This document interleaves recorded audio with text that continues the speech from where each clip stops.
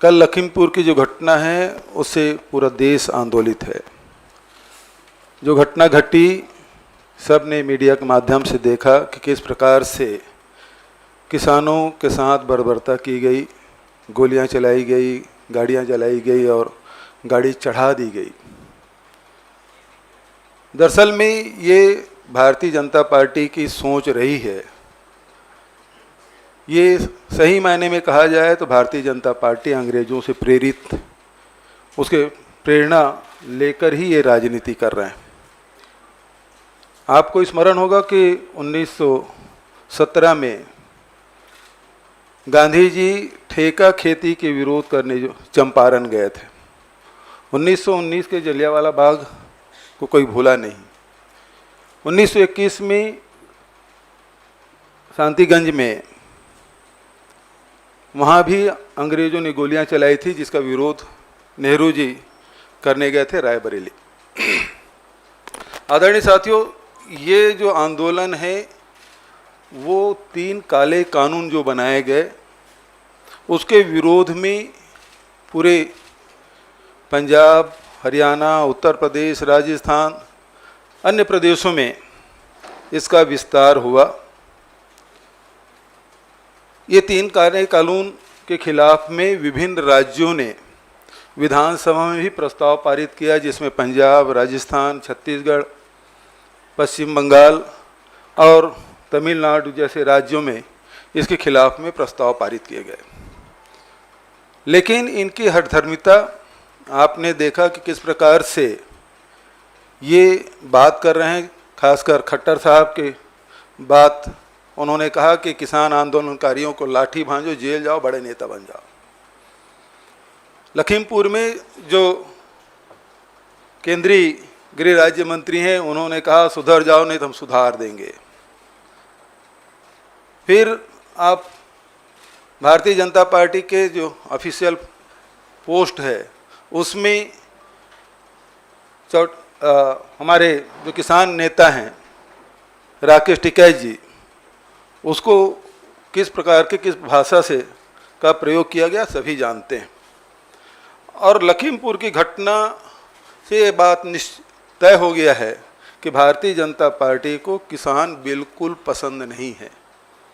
वो दबा देना चाहते हैं, कुचल देना चाहते हैं, रौंद देना चाहते हैं, विरोध के स्वर को कतई पसंद नहीं करते। ये एक तानाशाही रवैया, और इसके विरोध में कल जब घटना घटी तो हमारे राष्ट्रीय महामंत्री और यूपी के प्रभारी आदरणीय प्रियंका गांधी जी वहाँ लखनऊ से सड़क मार्ग से जा रही थी।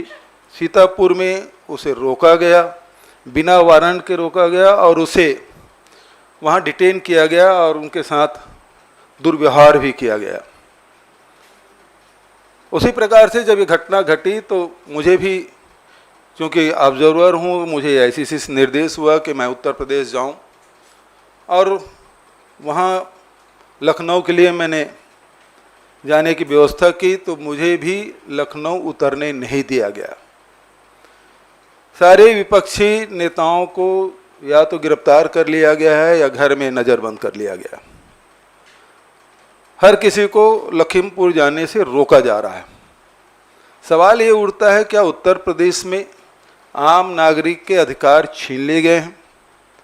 क्या उत्तर प्रदेश जाने के लिए पासपोर्ट और वीज़ा की ज़रूरत है? इस प्रकार की घटनाएं घटती है तो राजनीतिक दल के लोग, सामाजिक संगठन के लोग, विभिन्न संगठन के लोग जाते हैं, उस घटना के बारे में जानकारी लेते हैं और उनके न्याय की बात करते हैं। लेकिन लखीमपुर जाने ही नहीं दिया जा रहा है। न प्रियंका जी को जाने दिया जा रहा है, न राजनीतिक दल के लोगों को जाने दिया जा रहा है। हम लोगों को भी, पंजाब के उप मुख्यमंत्री जी भी जाना चाहते थे, उनको भी वहाँ लखनऊ में प्लेन उतरने के लिए मना कर दिया गया। तो ये स्थिति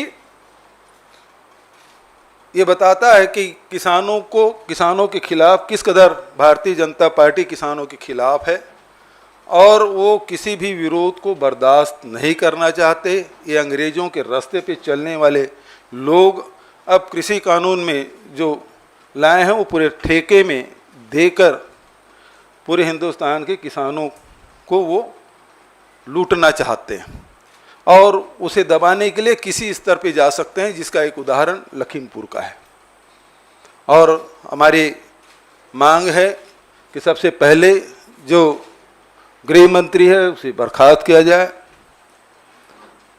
और वहाँ जो उनके साथ गए थे उस मंत्री को भी बर्खास्त किया जाना चाहिए।